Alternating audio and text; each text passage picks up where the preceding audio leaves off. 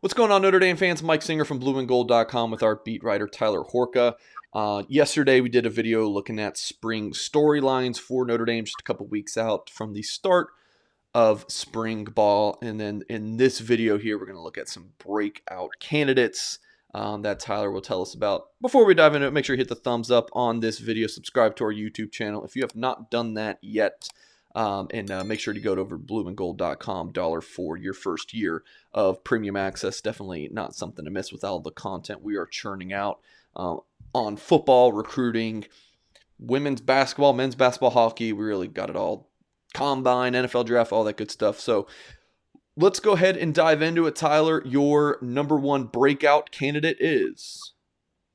I I guess it think doesn't it's have got. to be a specific order, Tyler, but who do you want to start with? Well, I think this is my number one guy anyway, and I think it's Deion Colzie, just because you mentioned the NFL Combine. Kevin Austin Jr. is a guy who's going to be there. He's trying to get drafted in a couple months. I guess that's next month at this point. It's March, which is crazy.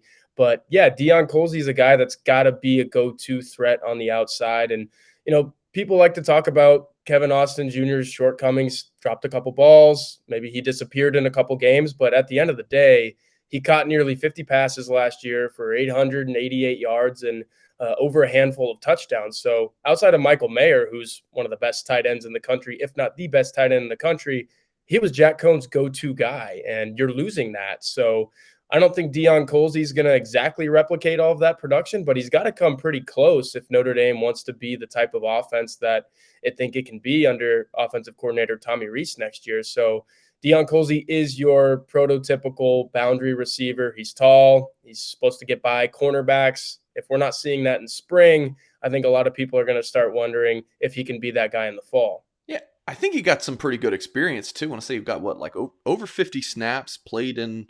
I want to say close to every game. So got some good freshman experience. Got a few targets. So I would agree this is a big season coming up. So let's stay on the. I think the next three guys are actually all on defense. So let's go to the defensive line, Tyler. Yeah, Prince Collie, linebacker. I think that's another guy that a lot of people were all over the message board with. When's Prince Collie going to play a little bit more? Can he get on the field, especially given Notre Dame's linebacker situation last year? Lost Maris Leofau before the season started, lost Shane Simon in that first game of the season at Florida State. So guys started dropping like flies. I think a lot of people thought Prince Collie was going to come in and play right away. Playing linebacker at this level, Jalen Sneed, I know he's a really good player. A lot of people talk about him. He's going to learn that it's really hard. And that's what Prince Collie learned throughout last season, fall camp leading into the season. We saw Prince Collie play a little bit more as the season went on there, though. Didn't get too many Fiesta Bowl snaps, and I think a lot of people were wondering why. But look, Leofau's back. J.D. Bertrand might have to fall in line number 2 at will linebacker, even though he started every single game at will linebacker last year with Leofau out. Does J.D. Bertrand move to the middle, which I think is a very real possibility with Drew White leaving? It could be Bo Bauer, J.D. Bertrand, 1-2 at middle. So that opens up maybe a number 2 spot on the depth chart for Prince Collie. And who knows what Leofau looks like coming back from what sounded like a really nasty injury last fall. So I think this is a chance for Prince Collie to show like, hey, I'm a very viable number 2, and you could even put me as a number 1 if we didn't have a guy like Maris Leofau. You know, I played Madden, the video game, growing up, and like when you draft a player, that it's a machine. Like the player doesn't have to go through and learn the playbook. Like it's a black and white thing. Do you have the attributes? Yes. Okay, you go in and you're the best player. It's not quite like that. Prince Collie was a safety as a junior, and then was a linebacker slash running back as a senior, splitting time between both. Like there's a real learning curve there. So folks wondering why isn't he playing? He was a 5-star per on 3 in the 2021 class. Why is he not playing? Yeah, there's an adjustment period. Linebacker is a difficult position to play. You got to read a lot of things. So physically, though, he's as gifted as they come at that position. And then you have Jalen Sneed, who you mentioned. He's the same way. He's going to be, he's a freak athletically. So definitely Collie, I think, is a good choice. Gabriel Rubio, breakout candidate number 3, Tyler. Yeah, there's so many guys on this Notre Dame defensive line who are just itching to play. And it's, okay, I'll play here because I can't play there because that guy is there. I think Gabe Rubio is one of those guys that's kind of stuck in a conga line. He's like, man, just let me play. I just want to play. Jason Adamalola back, obviously, so he's going to take one of those tackle spots.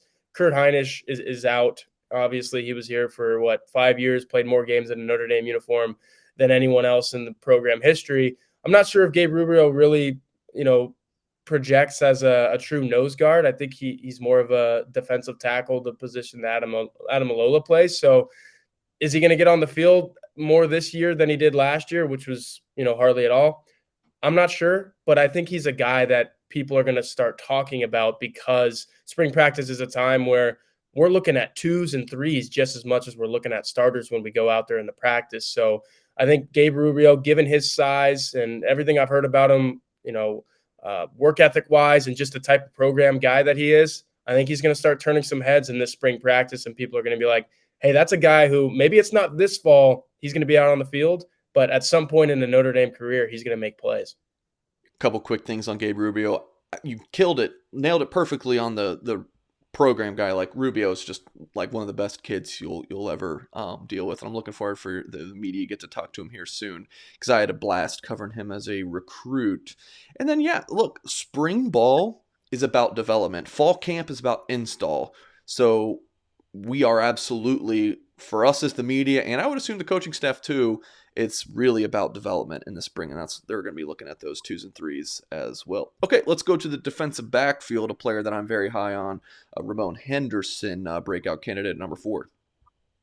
Yeah, that interception that Ramon Henderson had at Virginia, where he just covers 3/4, the width of the field and makes like a Kyle Hamilton-like interception, has been ingrained in my mind ever since then. We're 3 months removed from that, almost 4 months now. So I think he's a guy in the Notre Dame secondary that has as much athleticism as anybody, but he needs to kind of prove that he can play the safety position 3 downs, 4 downs, 10 plays a drive, because at this point, he's kind of green, moving over from cornerback, and Xavier Watts is kind of in that camp too. Those are two really similar guys. But at this point, Houston Griffith and DJ Brown, really good pieces, really good depth adds. I was almost shocked that Notre Dame was able to retain both of those guys for one more year when all of those announcements were coming out. But at some point, who a guy is, what he is when he's been in a program for this long. And, Griffith's a guy that almost transferred this time last year. So I think Ramon Henderson, if he shows what he can do in spring practices,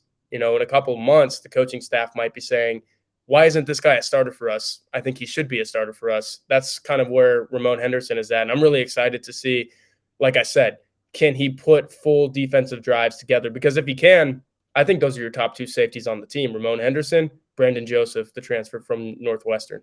You lose Kyle Hamilton, and the safety position's still a strength. That's kind of crazy to think about. So appreciate you guys sticking around watching this full video. It's been Notre Dame breakout candidates, 4 selections there by Tyler Horkin. Make sure you hit the thumbs up before you get out of here. And again, go to blueandgold.com, $1 for 1 year of premium access. We will catch you guys next time.